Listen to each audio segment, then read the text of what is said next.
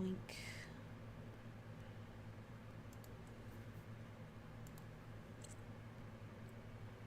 Hi, this is Eva for Once Upon a Timeline. I think we're going to be live safely today.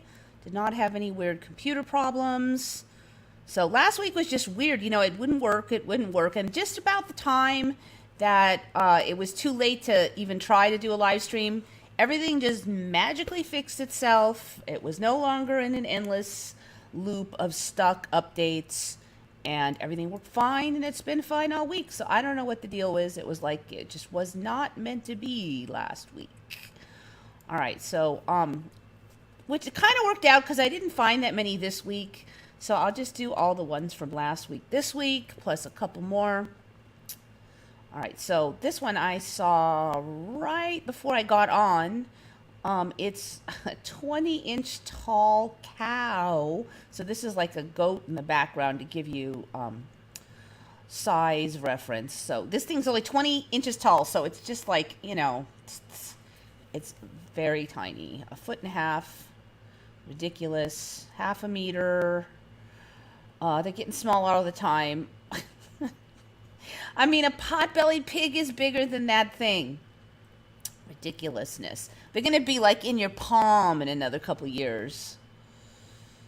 Cerberus is coming. You know, the double-headed creatures are on their way. They've still got a ways to go, but they're definitely incubating. Starting out with like goats for whatever reason. It just seems like lately goats are having all the weird births. I don't remember goats having a problem being born normally 15 years ago, but these days definitely.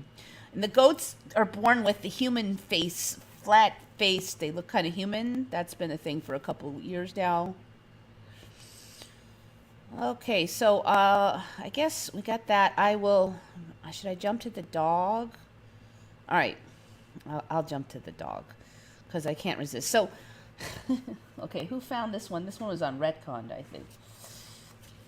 I found that one this week on Retconned. It was user will work for answers, who finds a lot on Retconned, found this one. So they now have 3 dog breeds, not 1, but 3 dog breeds that have a split double nose. So their nose is split down the middle, and then they have 2 nostrils sticking out. So it's supposed to be like binocular smelling. This is kind of another one where you feel like the Mandela is trolling you because, of course, dogs are known for their sense of smell. So now we've got like a double-barreled nose dog. Okay, so here's another example. I'm not sure if that collie counts as one of those 3 breeds or what, but basically... So I have talked about it before that I don't remember the nose. It's been a couple years since I talked about it, but I had felt that there was some changes in the dog nose, the way the nostrils were. And in retrospect, I wonder if that's setting this up. So these breeds, the nose is like split out more. Here's another one. And here's another one. So there's 3 kinds. One is called... Pachon Navarro. Of course, they're saying they're rare breeds, but I'm sorry. I have been looking into dog breeds for decades, including the weirdest ones, and you would think that this would be out. Pachon Navarro, one of the oldest dog breeds. And see, that's another thing that's interesting because my special area of interest was always primitive breeds. And so if it's one of the oldest dog breeds, then this would be a primitive breed. These dogs have fully divided noses down the center, so much so that it seems they have 2 noses. This feature is the result of years and years of selective breeding in the pursuit of developing a dog with a superior sense of smell. So it's kind of weird if it's one of the oldest dog breeds, but they bred it for split noses way back then. So I've had primitive breeds before, and last I checked, my breed, the Jindo, which was my last dog, was the oldest primitive breed known. And I sure as heck have never heard of these things. So they originated in the region of Navarre, close to Pyrenees Mountains in Spain.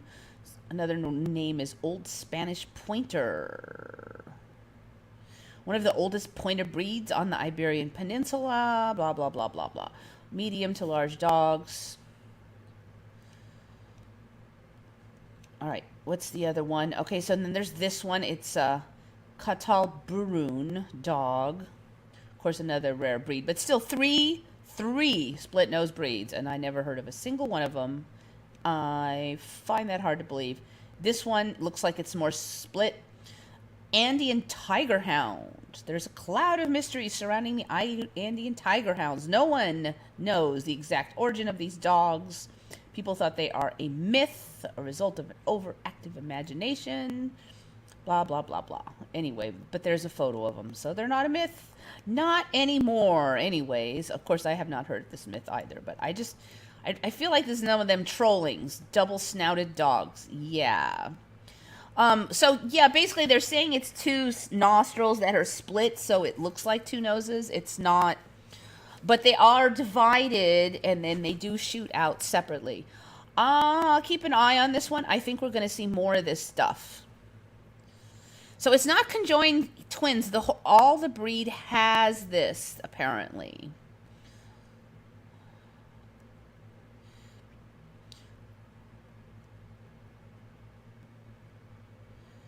We should expect miniature cows exhibited at the Del Mar Fair next year. Yeah, where's my miniature cows? Who's changing this stuff? They are shucking a nasal cleanser called Navarro. Yeah, wouldn't this have been on some Animal Planet show? Yeah, exactly. This is the kind of thing they would have drooled over on TV. Anything bizarre and weird like this should have been on, including these tiny cows. They can move independently of one another. Well, that's a good question. I didn't really see. I'm sure they can. Well, I don't know. There was some mumbling about them being better at smelling, and then other places are saying no, they're not. There wasn't any research that I could see. I think these are kind of hot off the presses, so we should probably just keep an eye on them. I think we'll see more. All right. Split nose breeds. Oh, okay. That's the one I already showed you. And I already showed you that one. Boink. All right. I'm going to go back. Now, I've been seeing this one showing up everywhere. You probably heard of Cohokia, the Mounds in the Mississippi area. So there was a couple mounds there. It was called Cohokia. So this thing is really spread. Now all of these are mounds. Like every one of these little triangles are mounds. Hundreds of ancient mound sites depicted here with yellow triangles still survive in coastal Louisiana. So these mound builder people, this is really spreading quickly. I have said before I thought Cohokia was a Mandela for me, but they're getting just everywhere. This one, then there's they used to just be piles, but now they're kind of like they've got all these levels. Ooh, somebody gave me money. Woo! $2 from Canoe Cam. Thank you. Appreciate that. Oop, oop, oop, oop. Sorry, no results. Let's try that again. Don't be that way. Okay, so now they're basically saying it was just a couple, but now they're saying that it looked like this. Oops, kind of tiny. The mounds now have all these levels that they didn't used to before, and then they had a structure on top. So before it was just kind of like a burial mound thing, but now it's this whole fancy. So they're getting to be like little mini pyramids under here. They're not just piles of dirt. They look like piles of dirt, but hey, look, there's more and more levels to them.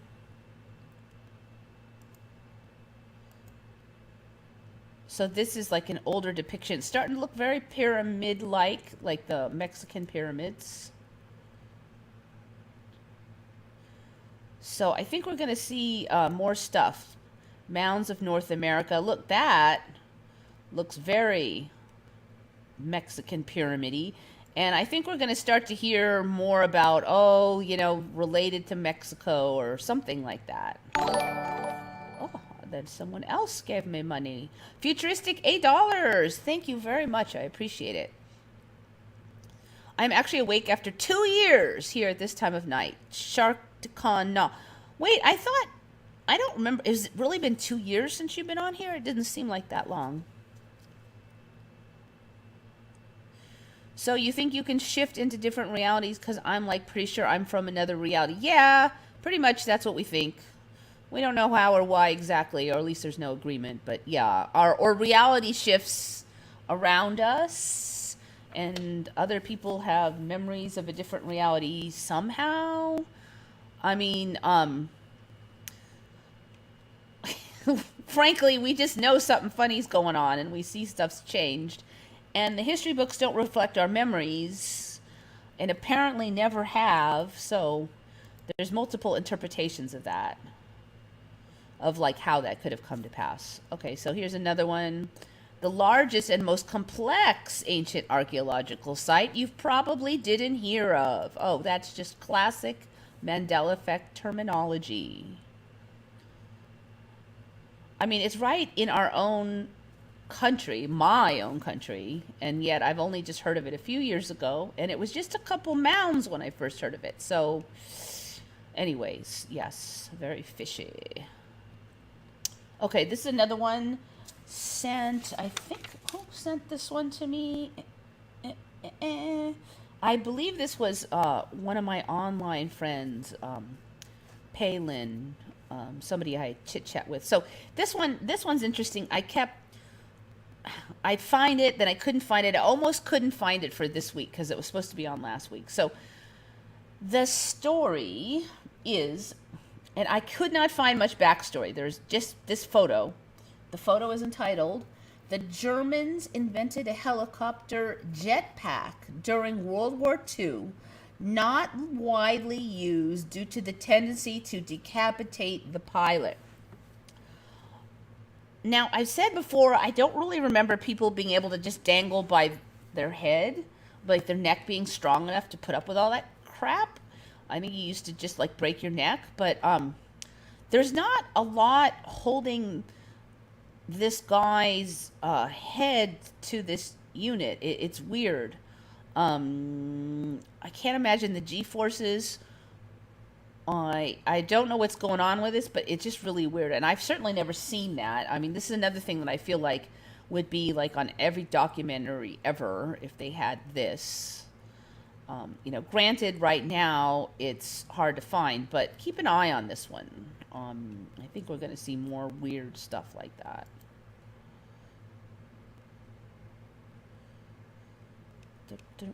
That was old.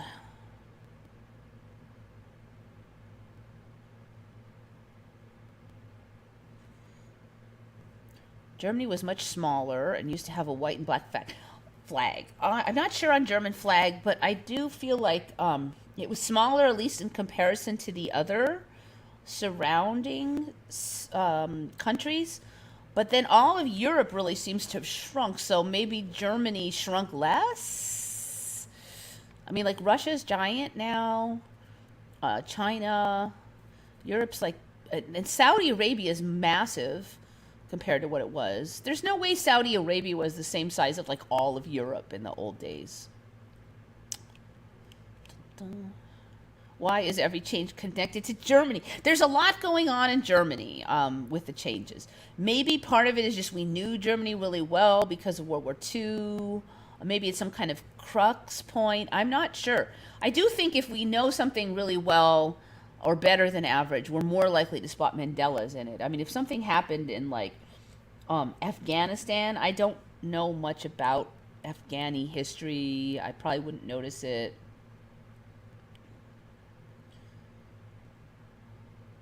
The Union Jack flag changed in my reality. I always liked the symmetry. Yes, it was symmetry. It was symmetrical for many of us. Definitely. I'm glad some people still remember that. All right, this was a little tricky because it's a little bit off topic. This is one where we want to make sure that you be careful what you write in chat. Um, magnetic nanoparticles. It's not really a Mandela, but I'm really suspicious about DNA changes being so easily done now. I think there's something going on. So I'm sure some of you have heard some of the rumors about this and that, magnetic something happening to people. You know, I'm not really here to comment on that specifically, but I did find this interesting tech that was sent to me by another online friend, DIY or My Life, and she sent this one. So basically, there is a tech where they can put RNA or DNA, and they use magnetic nanoparticles. In this case, was iron oxide nanoparticles. So I'm just going to read a little spiel. I'm not saying if this has been used or not, or any such thing. I just thought it was really interesting. Magnetic nanoparticles, most used in magnetofection. So she sent me info about magnetofection, and I found this one. Include the iron oxide nanoparticles, ion Ps. Ion Ps are biodegradable and not cytotoxic that we know of, and can be easily functionalized with PEI, PEG, or PLL. So PEG is one of the ingredients in certain popularly advertised products on TV lately. Let's see. So magnetic iron oxide nanoparticles are easily functional with PEG, along with these others. Very interesting. Polyl-lysine modified iron oxide nanoparticles, ion P, PLL, are good candidates as DNA and or microRNA. So that's miRNA instead of mRNA or modRNA. Probably would not be surprised if they shrunk that down to just mRNA. MicroRNA vectors, because they bind and protect nucleic acids and showed high transfection efficiency in vitro. In addition, they are highly biocompatible in vivo. So in vivo means in the person. Chen et al. Used human vascular endothelial growth factor siRNA bound to super paramagnetic iron oxide nanoparticles, and those are abbreviated as SPIONs, which I just thought was really interesting. Anyway, it kind of goes on, all scientific-y stuff, but basically there is a tech that uses magnetic nanoparticles. So whether that tech is the same tech that has been making the rounds on YouTube, I cannot answer such questions, but I thought I would just bring that to your attention.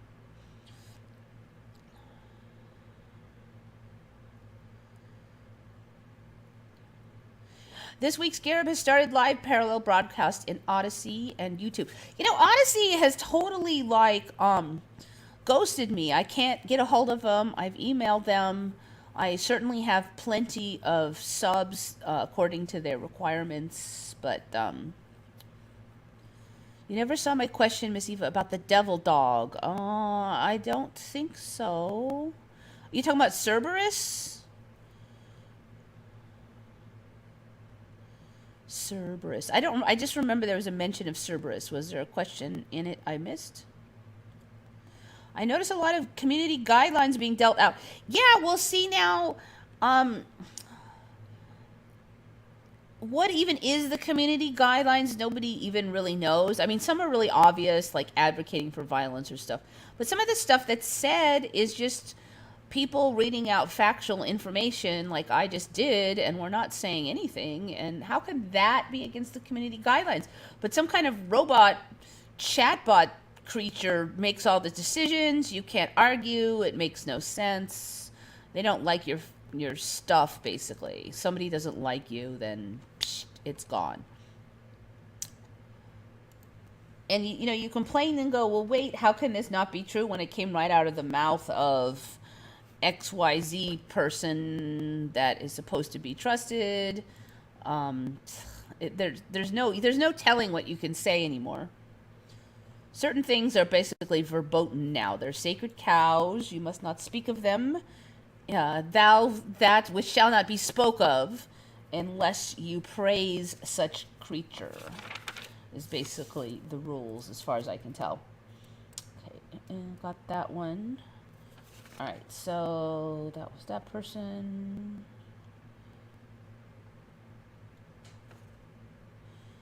All right, next one.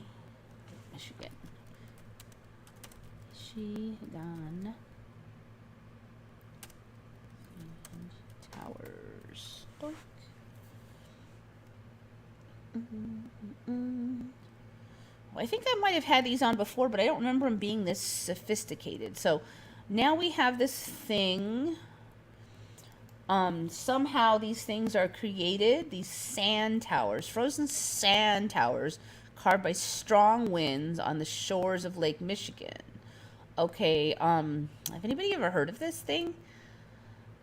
So they're saying basically that the wind makes the sand do this. The wind is weird now. I mean, sand used to blow, but it didn't used to make sand towers. I'm wondering if these are going to get bigger over time. I think they're kind of newish. This one was found by Will Work for Answers on Retconned. Again, Will Work for Answers finds lots of stuff. Good find. That's why people upload everything in BitChute and just leave a link to the video on YouTube. Well, that's fine, but BitChute is crabby. Half the time you try to upload, it doesn't work. It's supposed to automatically upload. I actually have it set to automatically upload, but it won't. I've never had one of my things upload. I don't know if I'm just doing it wrong, but I just can't seem to get anything off of YouTube. I don't know.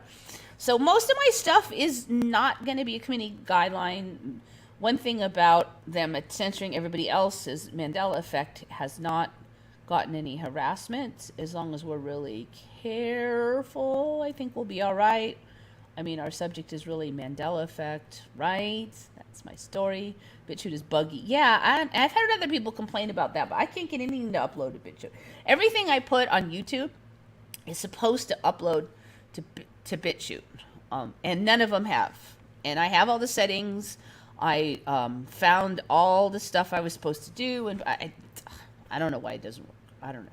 There's a curse upon my channel. The algorithm changes all the time. Yes, quite possibly. Question was under my donation. Okay, I should be able to find it if it's not. I never heard of them. All right. Have you ever heard of a translucent large wolf creature called Devil Dog?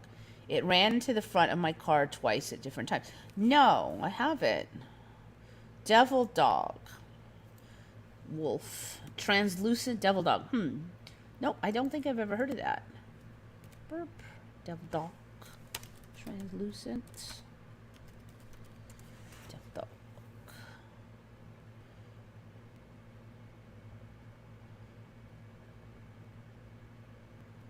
Photo of a rare West Virginia devil dog.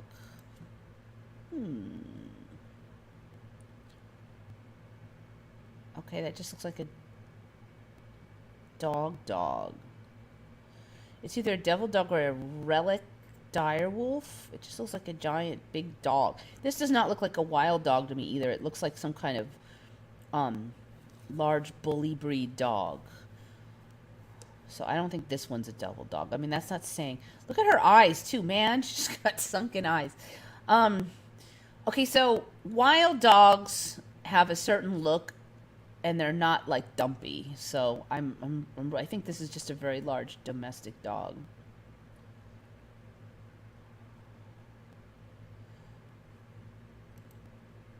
Anyway, so maybe we have this legend now of the devil dog. I have not heard of that though. Devil Dog in. All right, Devil Dog legend. The Black Dog legend.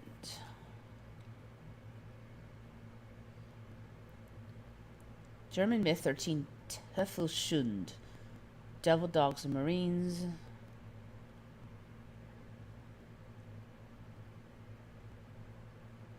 The mysterious black dogs of England.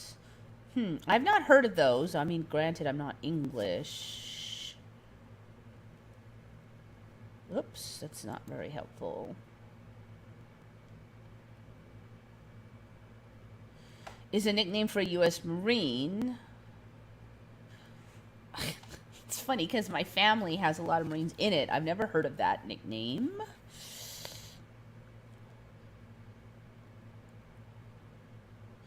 It could be that it's very old, but I don't know. No, I don't know anything about these things. Black dog ghost. A black dog is a motif for a spectral or demonic entity found primarily in the folklore of the British Isles. The black dog is essentially a nocturnal apparition, in some cases a shapeshifter, and is often said to be associated with the devil or described as a ghost or supernatural hellhound. Its appearance was regarded as a portent of death. It is generally supposed to be larger than a normal dog. All right, well, at least we're making some progress on the legend here. The origins of the black dog are difficult to discern. Celtic or German elements of British culture. Throughout European mythology, dogs have been associated with death. Have not heard that. Cerberus, Greek. Guardians of the underworld. Black dogs are considered sinister or malevolent. Some black dogs, however, such as Gert Dog and the Black Dog of Hanging Hills in Connecticut, United States, are said to behave benevolently. Some, known as guardian black dogs, guide travelers at night onto the right path or guard them from danger. Okay, I don't know. I don't know on that one. It might be more of an English thing.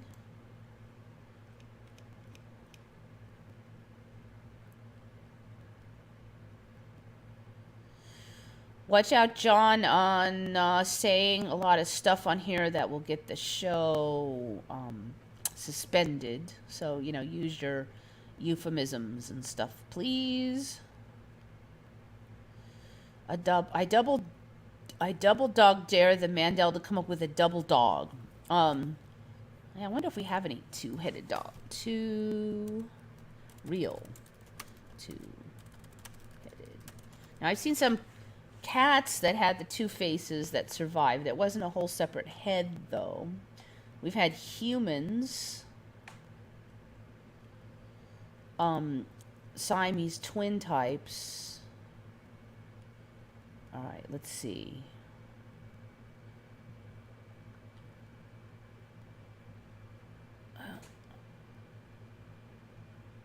I'm thinking these are probably not real ones, except for this pig. Two-headed dog baffles expert. That looks like just two puppies snoozing together here. Let's see.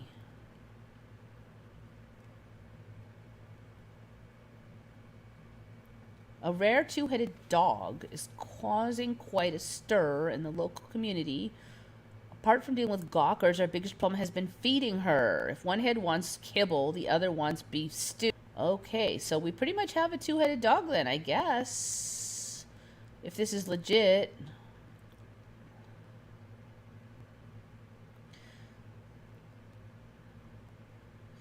Sorry, Mike, not buying it. Two heads. Yeah, this might be a joke. I don't know. This is a little tricky. You can't see where they're attached, so... I mean, I don't see there's anything really stopping us from having two-headed dogs now. We've had some creatures live for a while. We've had these two-faced cats that have survived. See if I can find... I just saw one. So I didn't know of any two-faced surviving animals when I was younger. Real photos. Oh, page is missing. Dope. There's been some weird goats surviving. I think it's only a matter of time. Okay, there's another two-faced one. And we have that human with the two heads. That one's really strange. So, I mean, if that human can survive with just two heads plumped on there, then there's no reason why we can't have it. Ooh, is this one surviving? Lucky the two-headed calf, born in Kentucky. So do we have a cyclops surviving now long term? All right, we've got this two-headed calf, horse with 3 legs, two-headed calves, pigs, rabbits, turtles. All right, I'm not sure if these are legit. They kind of look like they're just fake.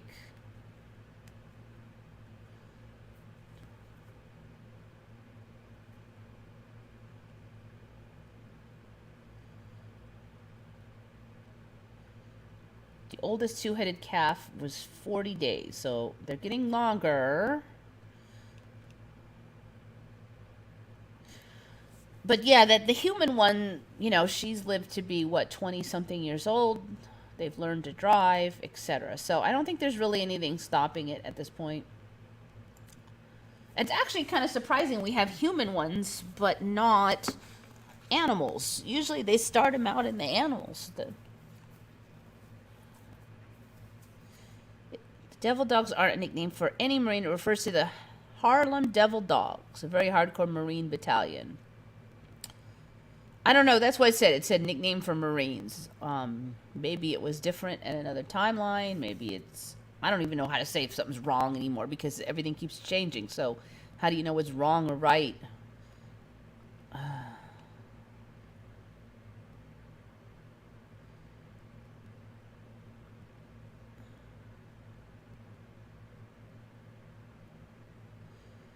The Republic of the Congo and the Democratic Republic of the Congo. They were side by side. I think we've had those two on. The Republic and the... I don't know.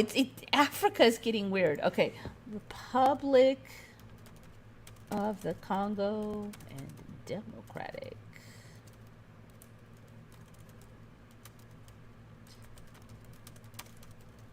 Yeah, I can definitely say that there weren't those two there when I was younger.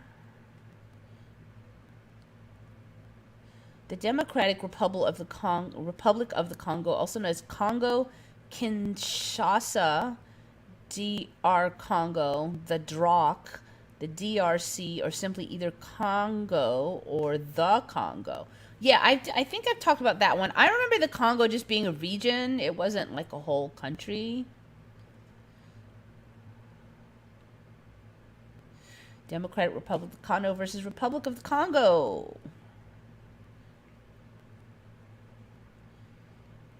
All right, so one was made in 1885. June 1960 got its independence under the name Democratic Republic of the Congo. So I should have definitely known about that since I'm not that old. In 1880s, the French made Middle Congo, modern Congo, its colony, and named Brazzaville as its capital. On August 1960, it got its independence and chose the name Republic of the Congo.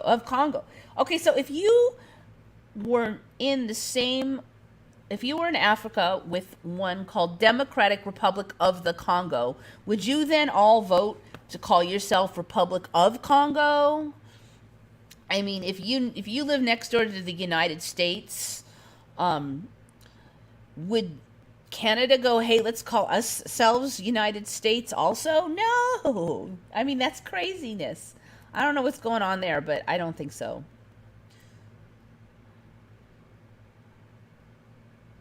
So yeah, I'm pretty sure we had those on before. There's a lot of weird stuff in Africa going on with the countries.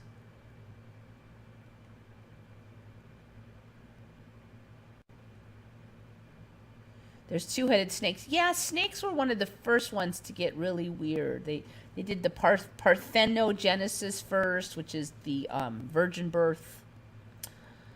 They had there's a lot going on with those things.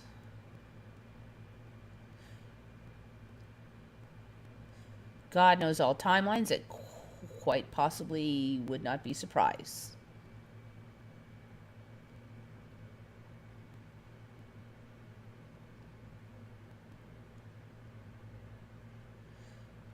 All right, Shari found some two-headed animals. Let's check it out. 6 fascinating photos. Yep. So I'm going to expect to see a lot of lizards and snakes. All right, so I'm going to go back. Turtles. Okay, that one probably did not make it long. 4 eyes and 2 mouths. God, it looks like a spider head. Owners feed milk. Wonder how long it lived for. 2-head sheep outside of his family home.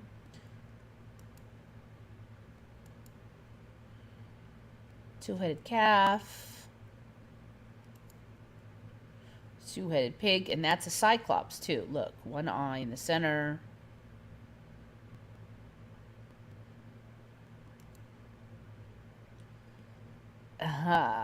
Polycephalism. Have you ever heard of that? Polycephalism isn't limited to non-human animals.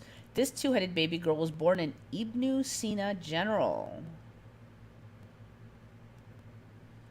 All right, but they had what? Diagnosed with respiratory failure. But we do have one person who survived up into the 20s with it, and still quite healthy.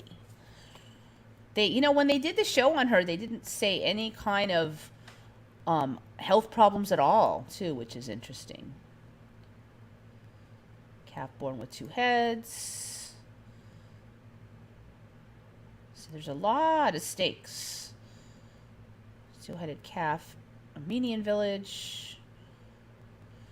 So I think these are newer for me. I've only recently started seeing all these 2-headed turtles. You see, they're quite well formed, too. All right, that looks like it for those. I think we'll see more and more of that.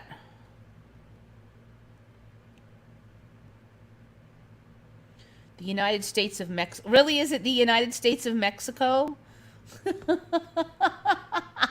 Mexico is the United States of Mexico. Los Estados Unidos de Mexico. No. Are you serious? Are you serious? United States of Mexico. Mexico. Let's see. No, it's not, right? No, the United States of Mexico synonyms. Nuh-uh. Nuh-uh. By the United States and Mexico. It's not, right? It's not the United States of Mexico.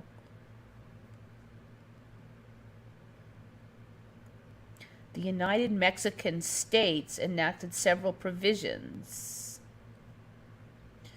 Okay, so they're calling it the United Mexican States. Are you serious?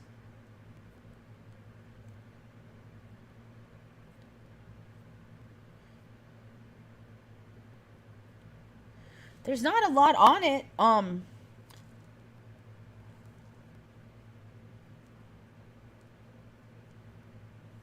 right, Mexico. Let's just go look up the wiki and see what we got.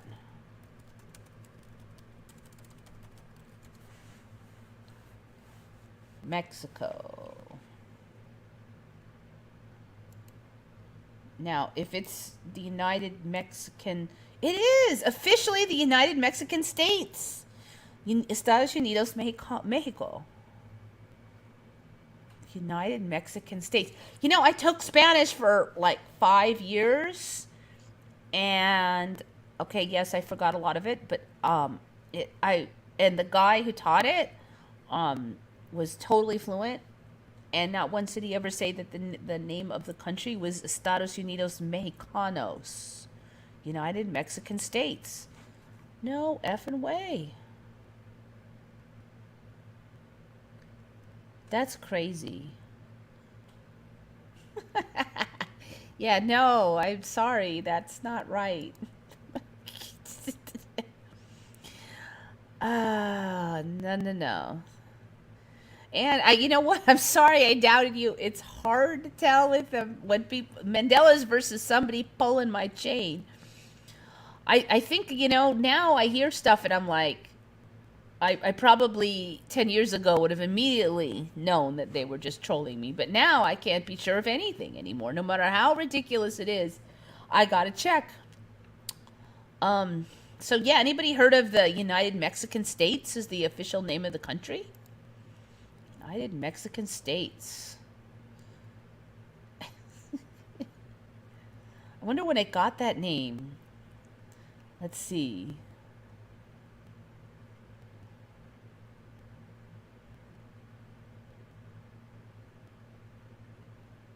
That doesn't. It seems like it's pretty old. I mean, if they change their name in my lifetime, I should have heard of that. I live really near the border, too. I'm only like 45 minutes from the border.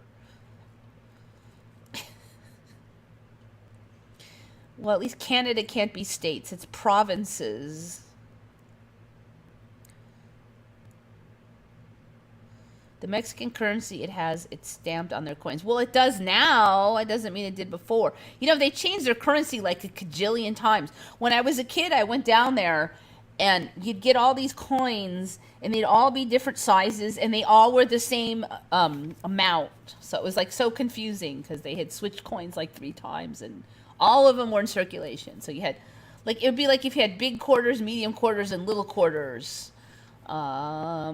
Just remember going, like, you can't just learn each denomination. Each denomination had multiple coins of it. All right, let's just check Canada because what? Let's just make sure that it doesn't have a weird name. Canada.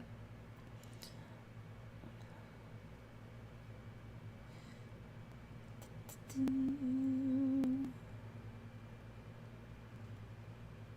right, I don't see anything other than Canada being called Canada.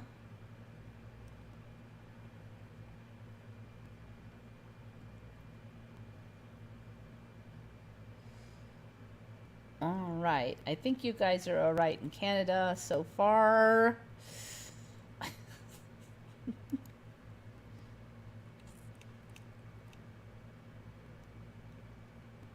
I live in the Free Republic of Florida. Sorry for those still under the thumb of their suppressive master governor. Oh, you might be a little less suppressed, but and I hope you hold out, certainly. But I do worry because you basically have one governor holding the crap together over there, and if that guy loses or becomes president or something, that may not be quite as smooth sailing for you guys. Fingers crossed, though.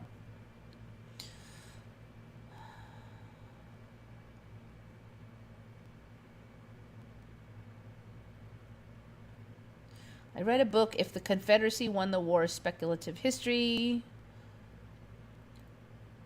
Yeah, the way it does it, it's like, they won't just, a lot of this stuff is like, oh, it turns out it was a myth that blah, blah happened, and really it happened more like this, and then it just kind of squeezes over to the next reality. It doesn't, a lot of times it's, oh, it turns out that actually we always told this, but it wasn't really that. Have you seen no buying or selling in the UAE, this European Union we're talking about, without ZAB and QR image of beast? No going to grocery store or buy anything without QR code. I have not heard that. UAE QR code. Let's check that out. UAE QR code. Tourists traveling to Dubai. So it's like some kind of health passport thing.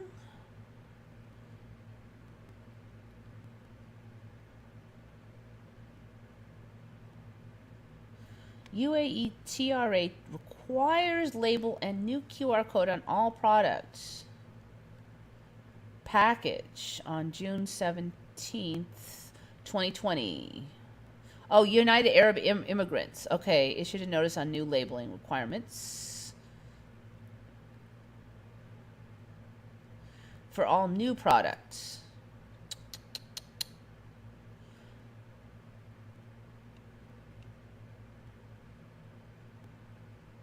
Okay, so why was it Mark of the Beast? It just looks like QR code that I can tell. What did you call it? Say it was Image of the Beast. UAE QR code. Image of the Beast.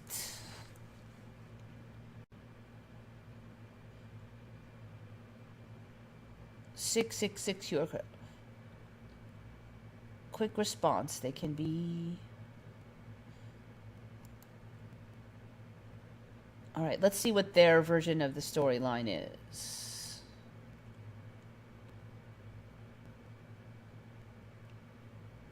All right, where's the rest of the story, guys? Somehow I'm at the bottom. I heard someone speaking about QR codes being Mark of the Beast.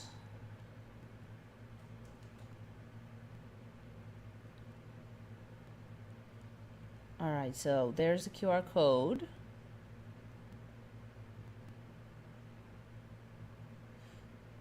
All right, why is it Mark of the Beast?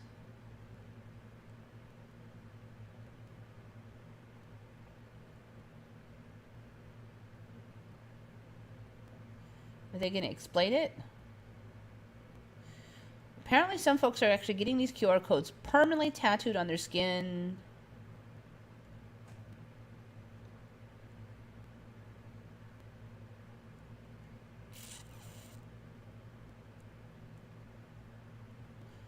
All right, so basically what? They didn't explain it at all, or I missed it. I'm just wondering, is it like the programming language uses like 6 or something? I'm not sure why it's Mark of the Beast. I'm not getting one tattooed on, you could bet your butt, but...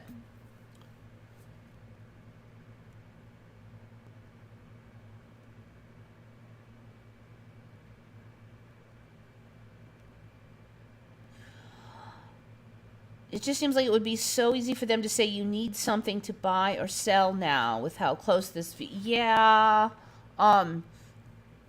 So they could basically... if you don't have the right QR code, then I think they might be trying to distinguish black market from regular market more easily. So say you're selling something on the street.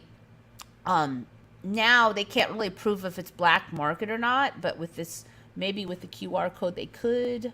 I don't know, there's a lot of ways that could go. I have to say I'm kind of paranoid these days. I don't really like any tracking whatsoever.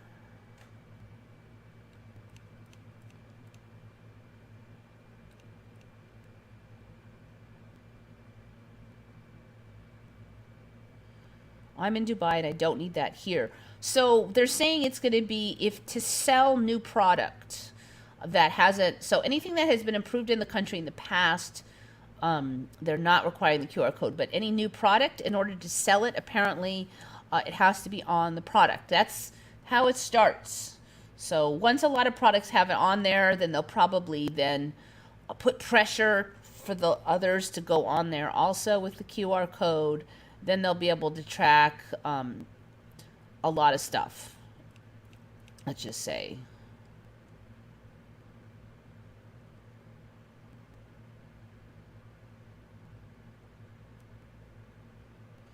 Poking, the tracking, yeah. Like anything, I think we'll get through it the way we need to get through it. I think there's going to be loopholes and stuff. So we're probably just going to have to pass through this time in history as best we can.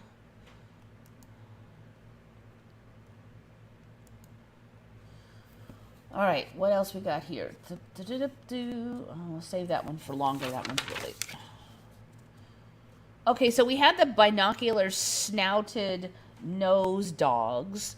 And then last week I had this one up a little bit. But I'll just put the image up because it's kind of similar.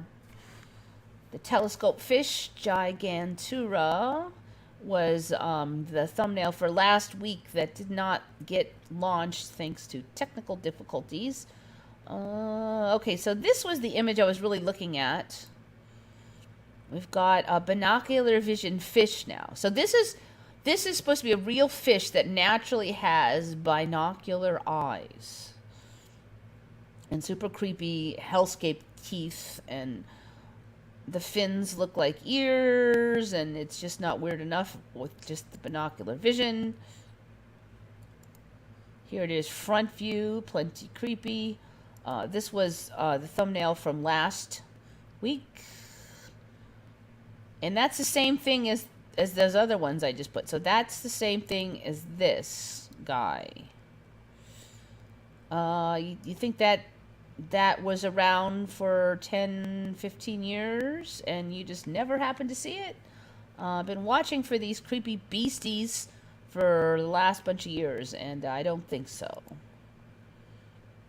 So it's a Gigantura species, telescope fish. So it sounds like there's going to be more and more of these. I think there's another image of it. So we've got undersea creatures with telescope eyes. We've got dogs with telescope noses. Yeah, okay, whatever. Nothing is really all that weird anymore, is it? Got that one. Okay, I only have one more, and it's kind of a complicated one. So I'm just going to look over what you guys have.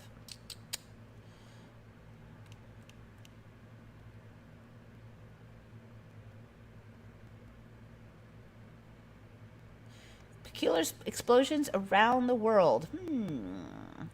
I think we're just basically, it's going to get, oh, I just saw that fish leather, and they're saying it's really strong, which I find really hard to believe. Are we all going to be wearing fish leather clothes now? Yeah, I just saw that, like, literally minutes before I went on, and I didn't really have time to look at it. I think it was on Yahoo News, fish leather clothing. Let's just see what we got here. So they're saying it's like super hella strong fish leather clothes. Leather fish coat. That's what we got here. Vintage. Okay, no, I don't think that's actually fish leather.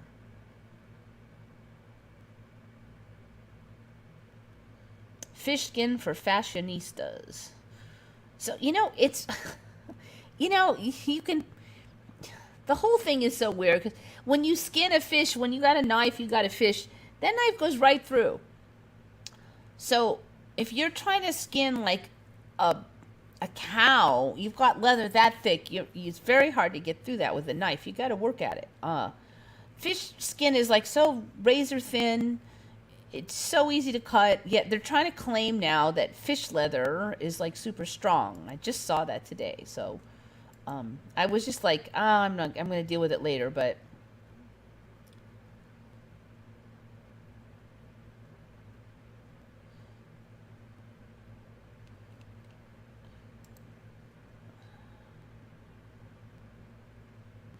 like plain old salmon and codfish can now be tanned and made into super strong leather. Yeah, I have a hard time with that. So traditionally, like the wimpiest of all of the tan leathers was pig skin. And the reason it was wimpy is because it was real thin. Pig skin is more like human skin. It's really thin. And it's wimpy, easily damaged. But, I mean, pig skin and human skin are still way thicker than, like, fish skin. I don't know if they're going to make some kind of story about polymerization or something. They're going to have to come up with some kind of excuse why fish leather. Let me just put that in.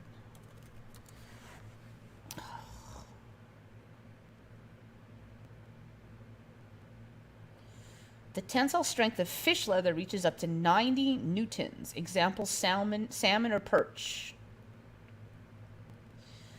Developed by the Nanai people of eastern Siberia, who traditionally make fish leather garments. The tanning process takes about a month. What is the toughest leather? Soft leathers from Himantura stingray skins.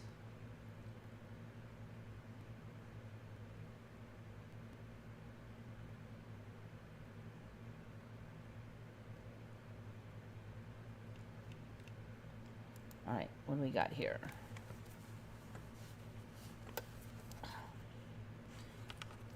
I might as well put this on.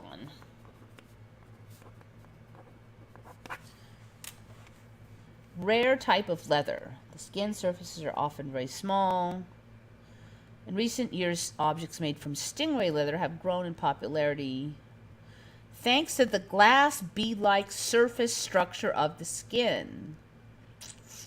So what? It's really pretty? Stingray leather. Let's just check that out.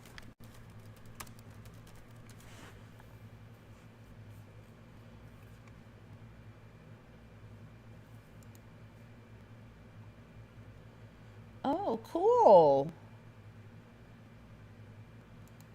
All right, so it looks like that. That's really neat. Pelt black knife handle. All right.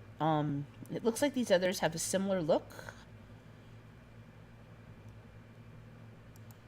Shoes. So it's like polka dotty kind of. Neat. Stingray double pearl leather strap. So it's probably going to be expensive at first, but I'm going to bet it comes down in price. Real stingray leather jewelry rope. Let's see how much it... Coming from China, how much does it cost? $40. Length of 20.5 centimeters. That's not long. Stingray leather cords. $40. Yeah, still kind of pricey. I think it'll come down. But it's hot off the Mandela presses right now. Bespoke black stingray double pearl. Blah, blah, blah. $140. Yes, not cheap yet. I don't see why it would be so expensive, though. I can't see how it would be that hard to find stingrays, frankly. Fish leather is stronger than other leather types if the same thicknesses are compared. This is because the fiber structure of fish skin runs crosswise rather than parallel. Okay, so they're saying it's like cross-hatched.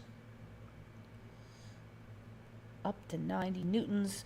The manufacturing principle for fish leather production was developed by the Nanai. The skins of the following are suitable for making fish leather: shark, salmon, carp, stingray, cod, sea wolf, and sturgeon.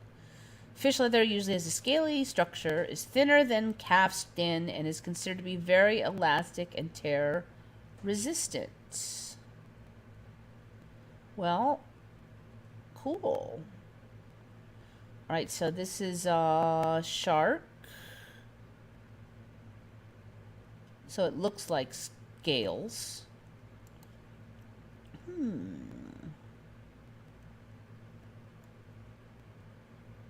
Moray eel, sea wolf. Okay, so that's an interesting storyline. There's a lot of fish out there.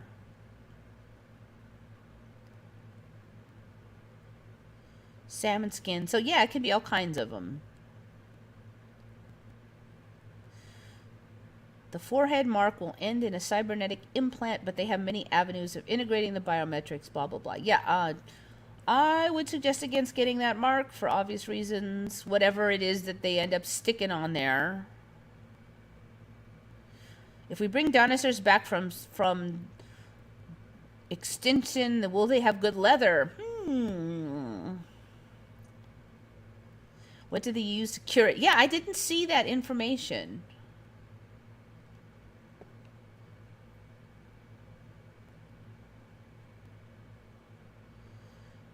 In a TV show, man talks about his hobby, Quidditch. I found out that USA is a world champion of Quidditch. Yeah, I don't know about that one either.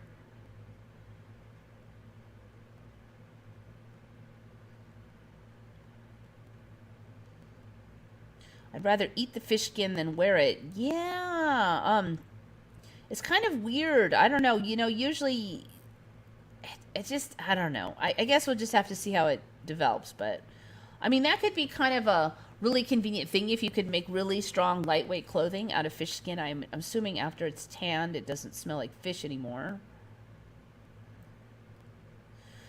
QR Health Pass being rolled out in parts of Australia for entrance into stores. Yeah. Sorry, guys. Hopefully that exemptions will be allowed. They make leather out of any skin. Well, yeah, it's not really that weird that they would attempt to make leather out of it. The weird thing is that it would be really strong leather. I mean, it's freaking fish skin. Like, for instance, if you look at pig leather, it's just wimpy leather. It's very thin and easily torn. So it's kind of how you'd expect it to be, basically. Okay, the last one for today.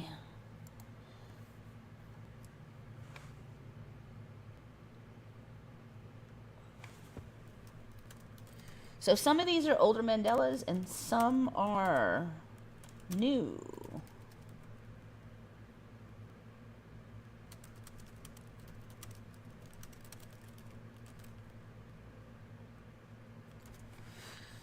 Okay, so we've done some of this before, and some are the older Mandelas. So we're talking about those sea cucumber guys. This one kind of looks like the ones I remember from Guam. A little more bumpy and a little less pokey. So sea cucumbers, we talked before about, now there's this pearl fish that lives in the nether regions of the sea cucumber. So there's a couple things that are the older Mandelas. One, sea cucumbers breathe out of their butt. So first it was turtles, then it was sea cucumbers.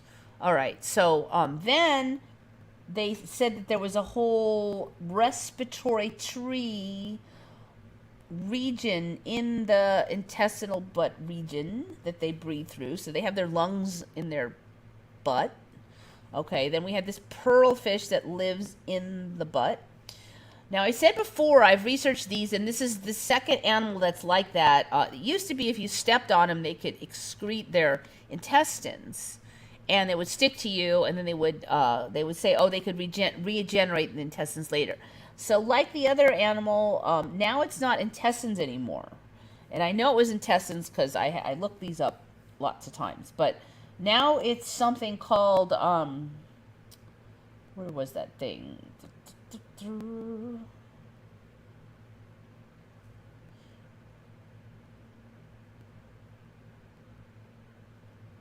Oh, Cavarian tubules is what, if you step on a sea cucumber, now they shoot out Cavarian tubules that stick on you as a defensive process. And they can regenerate the tubules, but they're not guts anymore. So it really struck me before because it was guts, and I'm like, well, how are they going to, eat food? And it seems like a lot to have to regenerate while not eating because you can't, because you don't have guts, or a lot of guts are missing. And then I'm like, well, how do they cut those off and reattach the guts? I could never quite get how they would do that. But now they stick out Cavarian tubules, not guts.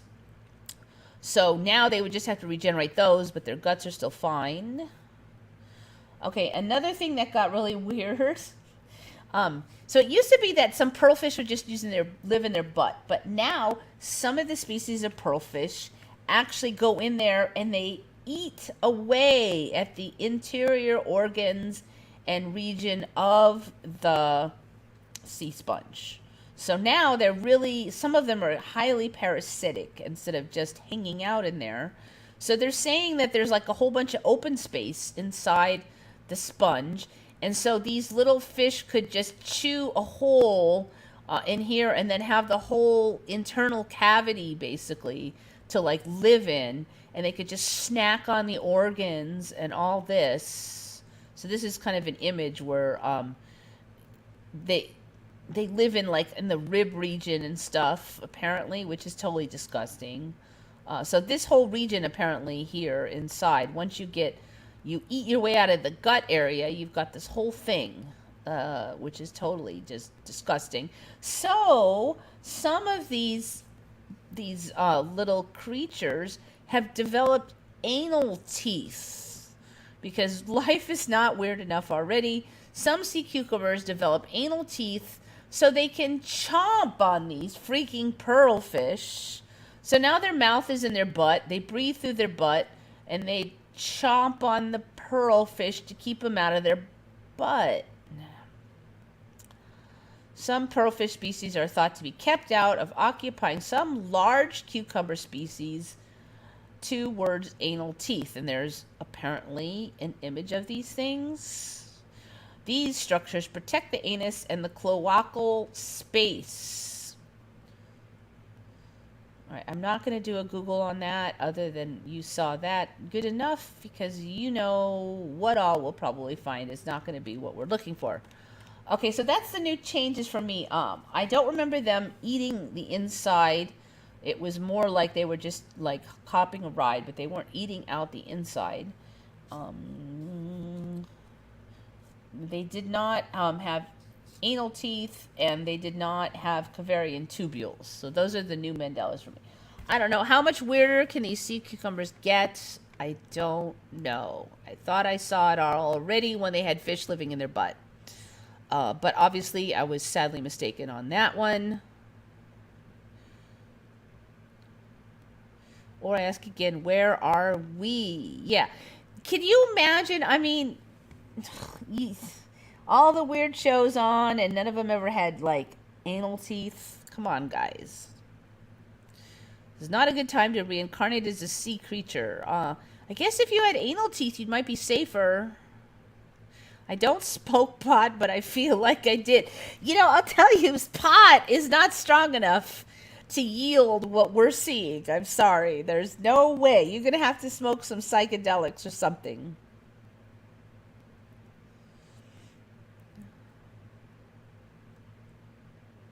I never heard of this turd fish.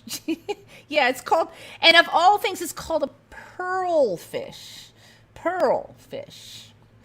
Okay. What was that last week thumbnail? So last week thumbnail was the telescope fish. It was these guys. Telescope fish, Gigantura species. That was these beasts. And it was the front view of those same beasties. Frankly, this view is even more weird, but the thumbnails look better if they're kind of long landscape mode, and this wasn't quite it. So the front view looks like a Muppet, as somebody else said. I was actually noticing that myself. That, I think, there was the image I picked for the front view. So that's supposed to be the same thing as that. This one somehow looks like he got, like, mangled a little. I don't know if maybe this one was dead and pulled up to the surface, and that one wasn't. Because it's like if this guy was, like, drunk and hungover and maybe beat on a couple times, it would become that guy.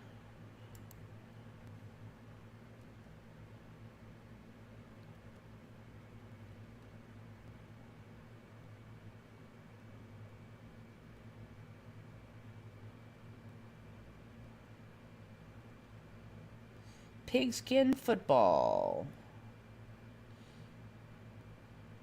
USA, UK, and Canada equally hosed. I don't know. I think UK and Canada are worse. Definitely. I mean, I think UK's you haven't even got out of the lockdown yet. You got started later, but it was a lot harder. And then Canada, some parts of Canada are really hosed. So the USA, I think most places have a great degree or complete opening already. Americans are less obedient, so I think we're a little bit behind. I never thought I would see what's happened in Australia, though, frankly.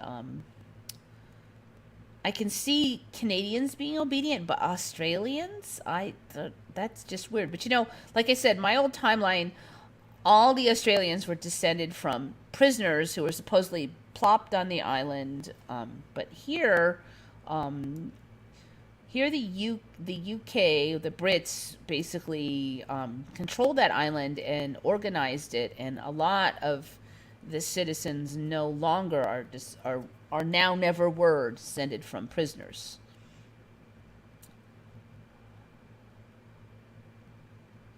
I hit the rock bottom of reality when humans started breathing from the rear. It's only a matter of time. I mean, they say we can now. They're developing a respiratory device so we can breathe through there.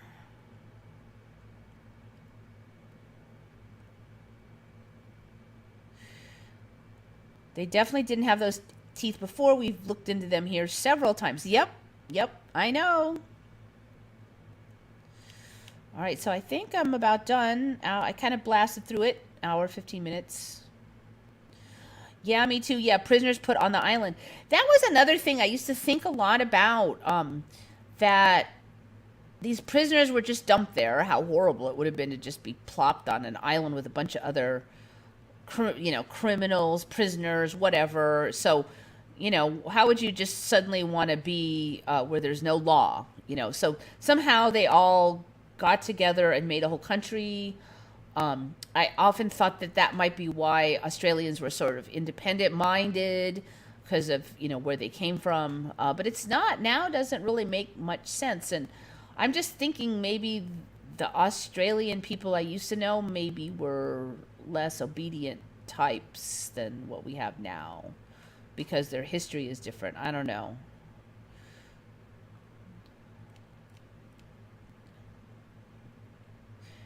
There were only prisoners in Australia. Yep. So Britain, and also I've said before, for me, Australia had a flag that was this dorky brown kangaroo that was leaping. It was a little cheesy, but yet it was not. It did not have the stripes and stuff that the UK had. And now it does. It's got like half of a UK flag now. So the UK always controlled it, and a lot of people weren't prisoners there now.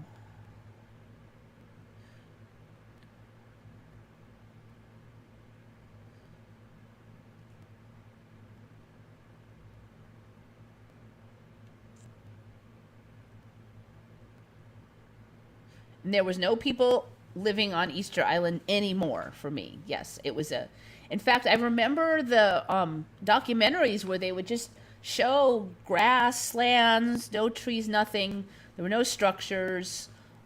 There was just the statues and a giant mystery. Now there's not much mystery. I hate some changes in Easter Island is one of them. Yeah, the old island was a beautiful mystery, and it was a beautiful, pristine island. Nobody lived on there because it was just like grass. Every person was a guard or prisoner, but after that, then immigration from Britain started.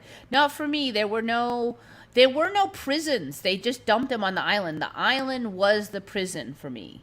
They would just throw them off the boat and onto the island, and that's it. And I always did think that was a little weird that they didn't just they sailed all the way to Australia just to dump their prisoners. I always thought that was strange because I just, these are bad people that they don't like, or why wouldn't they just throw them into the ocean or something? The whole story was always a little weird for me.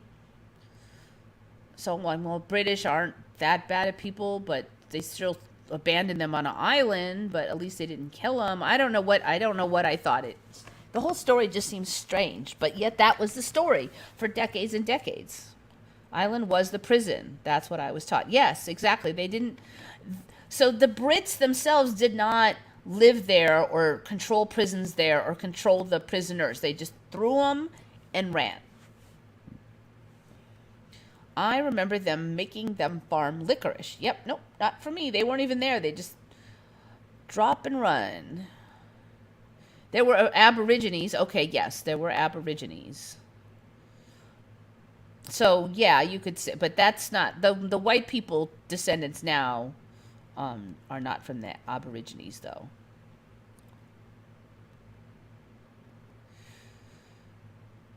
New Zealand is much closer now, but PNG was always pretty close for me. Okay, yeah, not me. No way. It was really, really, really far. Kit Kat, do you remember Australia being much further away from any other landmass? Yeah, and New Zealand was much closer. It was really snuggled there, just to the east coast. Madagascar had no population. I'm not sure on that one. I don't remember anything, but I can't specifically say I remember it being empty either. I do specifically remember Easter Island being empty, though. Now people live on Easter Island. What? Yep, yep. So now the Easter Islanders were never completely killed off. They, some hundreds of them, last I checked, survived.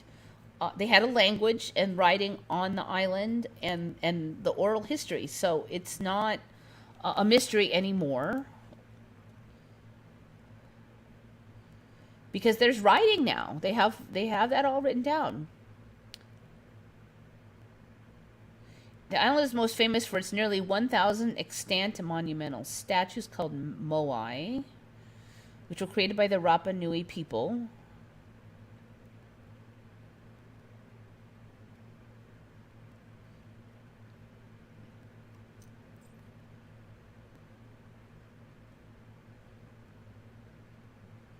All right. Immigration to other islands, such as Tahiti, further depleted the population, reducing it to a low of 111 native inhabitants in 1877. In 1888, Chile annexed Easter Island. In 1966, the Rapa Nui were granted Chilean citizenship. In 2007, the island gained the constitutional status of special territory. Administratively, it belongs to Valparaiso region, constituting a single commune of the province Isla La Pascua. In 2017, Chilean census registered 7,700 people on the island, of whom 3,512 consider themselves Rapa Nui. It is one of the most remote inhabited islands of the world.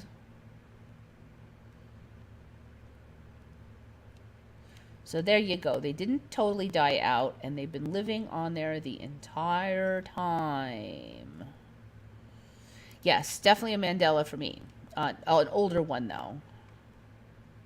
Now it's 20% prisoner descendants in the U.S.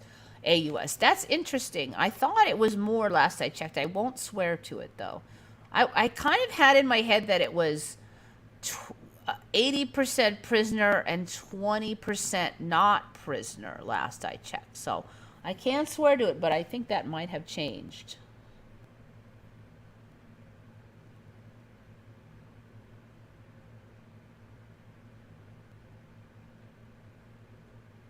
I remember Australia being described by the Brits as a place only fit for prisoners because it was a place where prisoners were expected to die rapidly in the hostile environment. I don't know. All I know is they dumped them and ran in my old timeline. It always kind of shocking to me as a child hearing these things too. Because you just imagine being abandoned on a prisoner island. It's like, it's like kind of almost post-apocalyptic concept where you would imagine there'd be no law, survival of the fittest, all that. Easter Island never had people for hundreds of years, no trees at all. Yeah, so, that's why they didn't know anything. There was these statues that were just heads. And for me, they were facing out into the ocean. They weren't all lined up so much. They were just kind of here and there. They were upright. They weren't. They didn't have bodies, and they didn't know anything else about the people because there was no writing. Now we have writing, inscriptions. There's carvings all over them, and we've had the surviving population. So that's totally changed.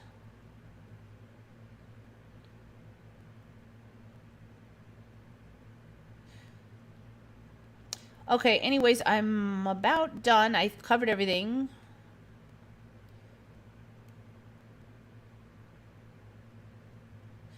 In Ireland, Britain, and Scotland were further away from one another and further out to sea. I definitely feel like they were further out to sea. I also feel like in relation to Europe, they were a lot smaller. But like I said, Europe has shrunk a lot, so it could just be that Britain didn't shrink as much. Or it could be that Saudi got larger. It's kind of hard with everything changing size. Germany and Poland were not coastal and had no beaches or coastline whatsoever, but were inland and landlocked. Okay, and then somebody asked you what countries were on there. So when this first happened, I actually racked my brain all day trying to remember what was on there. And then I did remember. Now, I'm curious if anybody else remembers what was on top of Poland. Besides, I've said it before on here, if you remember.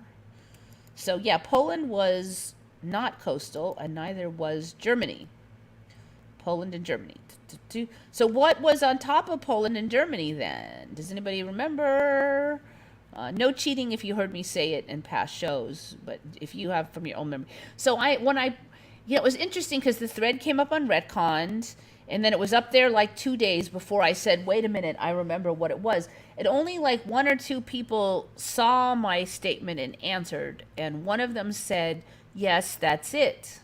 And that was like, I never heard another peep out of anybody remembering what was on top of Germany and Poland. I've heard a number of people say they remember it not being coastal, but I have not heard anybody tell me what they remember was on there.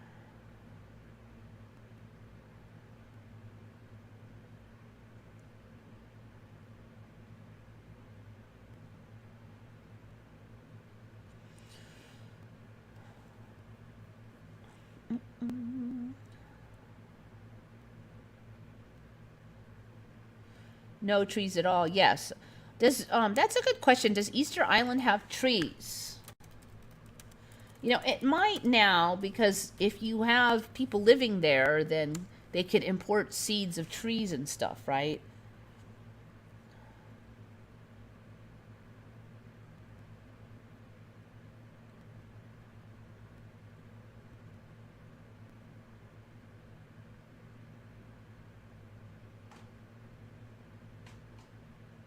Now, I agree with you, it didn't have any.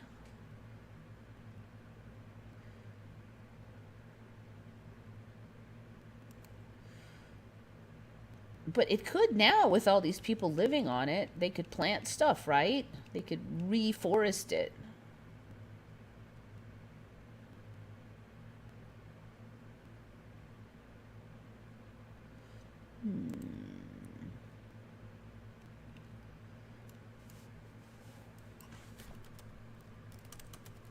You know, the other thing I have not seen yet is I hear about people living on Easter Island, but where are the images of the people living on Easter Island? Okay, so we've got this one.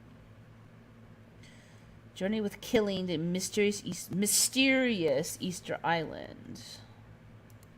There's like very few photos of the city. All right, so we've got a couple houses here.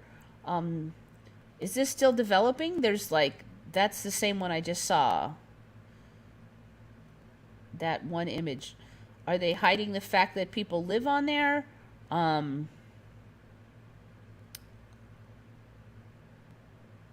There's really not much on the city itself. Okay, we've got a couple houses. Easter Island.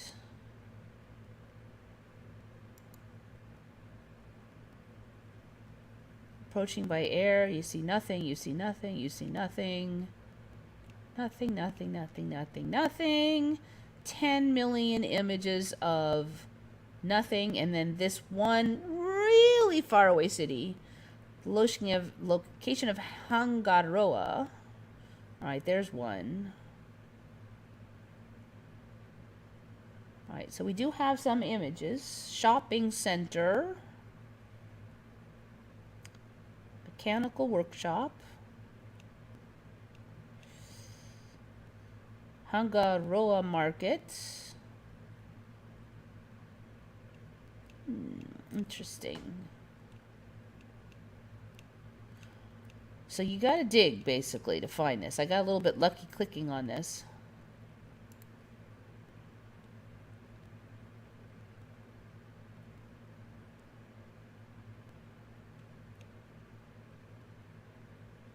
In my old world, Sweden was where northern part of Poland is now.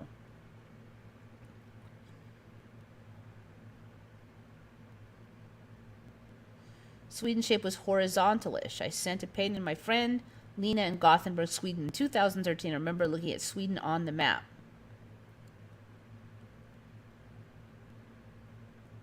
Can you look up Easter egg statues? I think you meant island.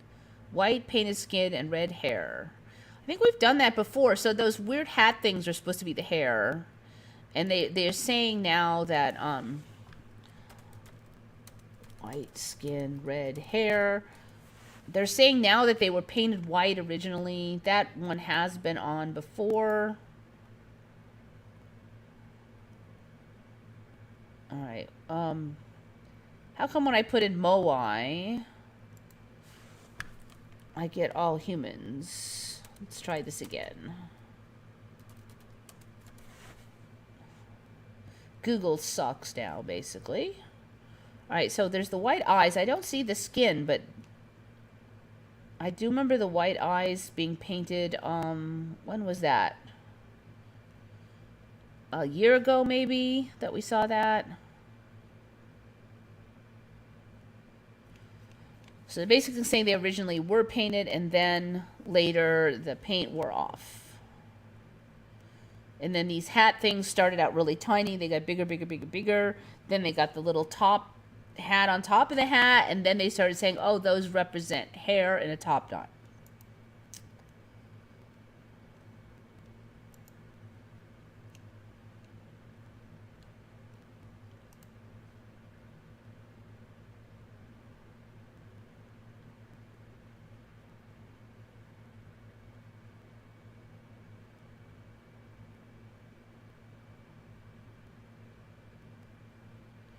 Okay, so yeah, just a quickie over the Europe.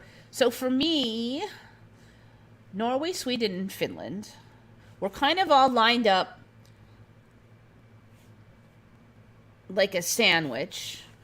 So this like Gulf of whatever the heck they're calling it wasn't there, and Finland was just mashed up over here. So it was Norway, Sweden, Finland, and they were much smaller, at least compared to Europe. I'm thinking maybe the rest of Europe shrank and they didn't, but they were right here on top of Germany and Poland and right next to Denmark.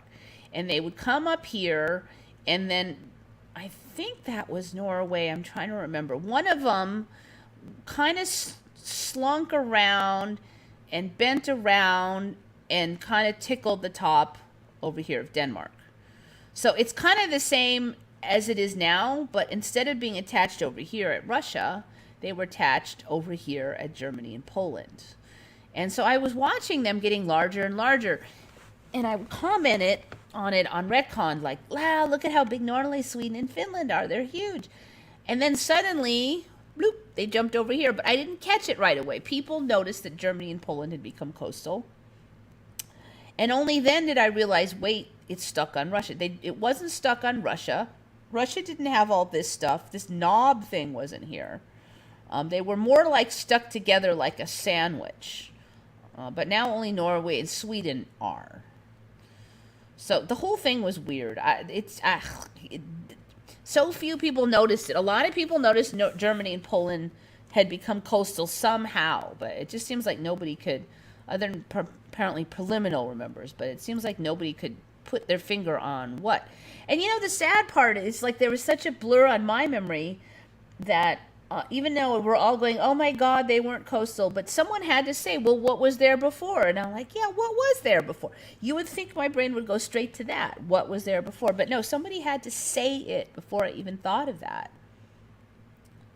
I remember Germany, shape different, and Switzerland and Australia to the east, smaller version of Poland to the east of that.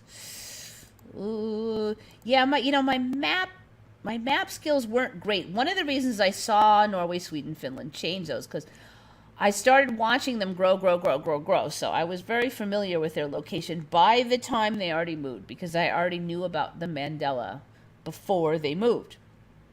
Extra shocking. So compared to Germany or compared to France and all that, UK was maybe a third the size it is now, and it was like way out here. It's almost like they're going to put a bridge in soon or something at this rate. In fact, wait, they did put the bridge in already. Mine didn't have a bridge. Swimming the English Channel had never been accomplished, and then finally like one person did it, but now like everybody and their uncle can swim the English Channel because it's not a big deal at all. Lots of stuff. So yeah, shape in here has changed a lot. Ukraine is massive. Turkey's massive. What was that? Kazakhstan goes way over here. That's now massive. That wasn't like that. Romania wasn't this big either. At least not compared to this. Romania has gotten really big. Look, it's as big as like Poland and stuff now. Yeah, weird. Sicily is massive, at least compared to Italy. Yeah, things are changing. Anyway, I think that's about it, unless you guys have anything to add. England too near to the land. Yep.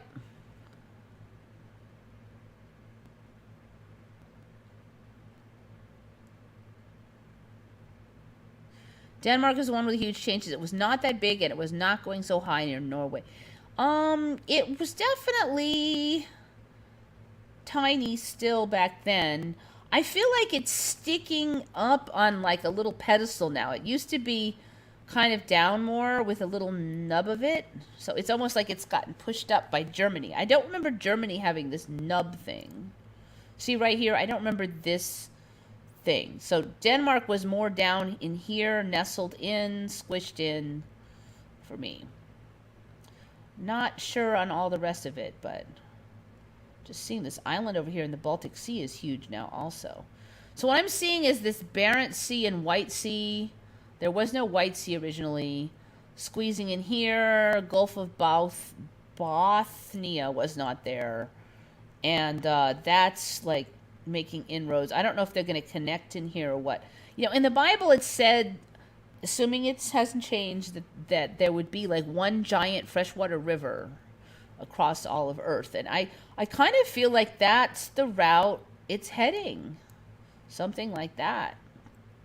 I think we're going to get that Bible giant big fat river.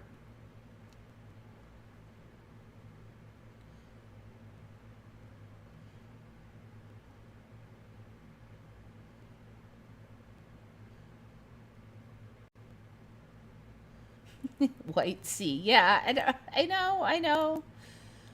So yeah, there's this. So I don't even remember there being a Barents Sea originally. It was because this whole appendage was here, so there was just the Baltic Sea on the side, and then that was just open ocean. So, but Barents Sea has been there a while.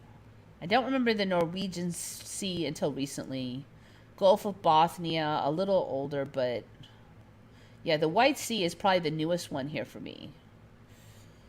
I don't remember this North Sea either. I mean, UK was way out here, and it was just like the freaking ocean and the English Channel. And it was a really wide channel back then. Okay, anyways, I'm about done then. Look up the crest of the 12 tribes of Israel and the crest of Europe in heraldry. That's why the Europeans use the same crests. I know there's a lot of weird stuff about the flag of Tartaria. Like they're saying, oh, Tartaria was never a country, but it had a flag and stuff, and it looks a lot like other flags in Europe. A giant world river. Yeah, there. When's the last time I saw that? Giant world river in the Bible. So that was about a year ago when I read that.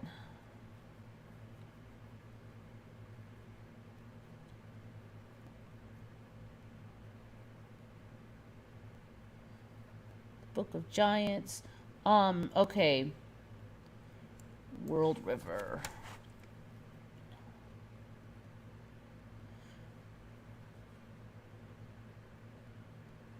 So this was like the future They're saying it was like in the future, not now or the past. It was what we would get like um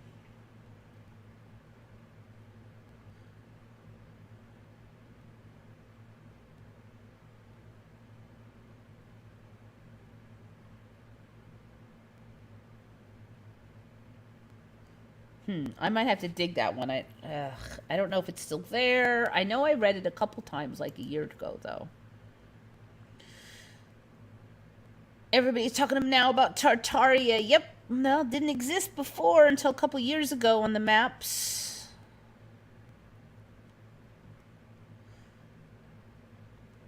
The Global River Stream. Is that what it was called?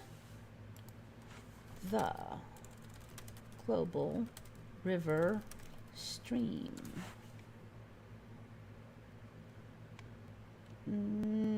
Bible.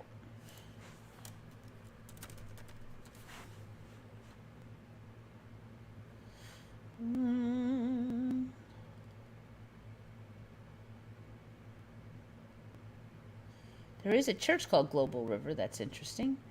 Yeah, I don't know. Okay, I might have to try to dig that up later, but there was a small ledge-shaped country called Scandinavia. Yes, I did have Scandinavia. It was kind of, for me, it was kind of, flat, like a little, kind of flattish, like a flattish rock, but it was tilted up like this. Let's see. Scandinavia, it's not gone, is it? Yeah, I think that is gone now. Scandinavia country. Now it's just a region, right? Yeah, it's a sub-region now. That was a country. Yeah, we've covered that one before. There's so many changes, it's just, it gets confusing.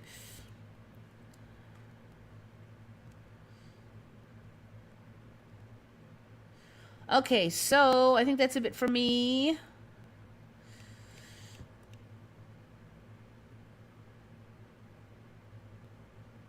Tartaria just means untamed lands, and the flag is a flag of frontier. What if there's no country? Then how do they have a flag? It doesn't make sense. Anyway, I don't think it does. I know that's the current storyline. Tartaria was never on the maps until a couple years ago. We saw it on retconned. We said, "What's this thing on the map?" There's this whole giant place. Now there was a region called, where the Tartars lived, but it wasn't named Tartaria. It was just a tiny region of Russia. So we saw Tartaria first on retconned, and we're like, that is really weird. I've never heard of a giant region like that. And then, that's what, 6-8 months later, suddenly this whole Tartaria thing showed up on YouTube and went totally ballistic. Very shortly after we had noticed it. And if you look at the Tartaria flag, a lot of the current nations use very similar imagery. Anyways, I think I'm done for today.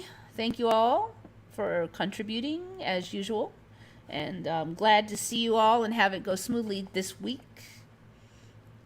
I heard about Tartaria in 2019. Yep, been only a few years now. And thank you so much, everybody. Think good thoughts, everybody. This is Eva signing off for Once Upon a Timeline.